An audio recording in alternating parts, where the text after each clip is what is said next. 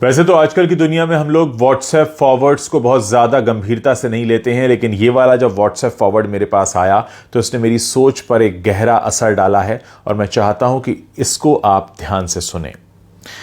ये WhatsApp message है भगवान का घर के बारे में। कल दोपहर मैं बैंक गया था तो वहां एक बुजुर्ग भी अपने काम से आए थे। वहां वो कुछ ढूंढ रहे थे। मुझे लगा शायद उन्हें पेन चाहिए, इसलिए उनसे पूछा तो वो बोले, बीमारी के कारण मेरे हाथ कांप रहे हैं और मुझे पैसे निकालने की स्लिप भरनी है, उसके लिए मैं देख रहा हूं कि कोई मदद कर दे। मैंने बोला, आपको कोई आपत्ति ना हो तो मैं आपकी स्लिप भर देता हूं।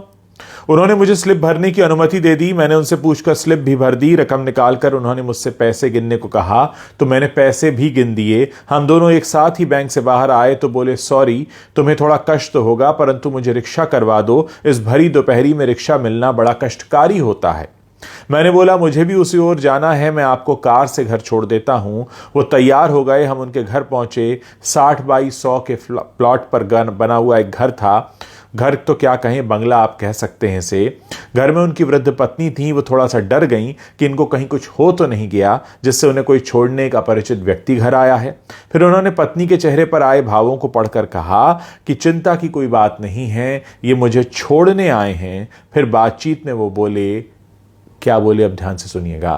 फिर वो बातचीत में बोले, इस भगवान के घर में हम दोनों पति पत्नी ही रहते हैं, हमारे बच्चे तो विदेश में रहते हैं। मैंने जब उन्हें भगवान के घर के बारे में पूछा तो उन्होंने बताया कि हमारे परिवार में भगवान का घर कहने की पुरानी परंपरा है। इसके पीछे की भावना यह है कि यह घर भगवान का है और हम तो उस घर में रहते हैं, जबकि लोग कहते हैं कि घर हमारा है और भगवान हमारे घर में रहते हैं।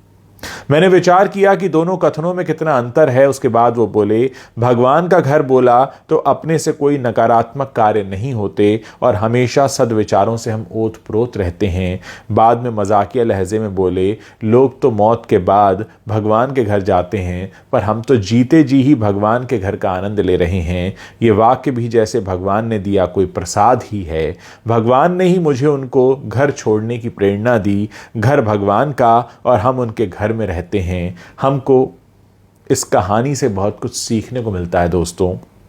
अगर हम इस पर अमल करना शुरू करेंगे तो हमारी आने वाली पीढ़ियों के विचार भी वैसे ही हो जाएंगे। अच्छे कार्य का प्रारंभ जब भी करो वो एक नई सुबह होती है। ज़रा सोचिए, अगर आप अपने घर को अभी से भगवान का घर कहने लगेंगे तो उसके अंदर से जितनी नेगेटिविटी है, जितनी नकारात्मकता है, वो खुद ही बाहर हो जाएगी और फिर हमें कुछ अपने अंदर ये सोचने की ज़रूरत नहीं है कि हम किस तरह से बिहेव करें अपने घर में। जब आपको पता होगा कि आप भगवान के घर में रह रहे हैं, भगवान का घर यानी मंदिर, और मंदिर में कैसे जाते हैं, सर झुका होता है, मन में कोई क्लेश नहीं होता, मन में कोई गलत भावना नहीं होती। और ऐसे ही अगर आप अपने घर में रहना शुरू कर दें तो यकीन मानिए कि पूरा जो संसार है वो स्वर्ग बन सकता है।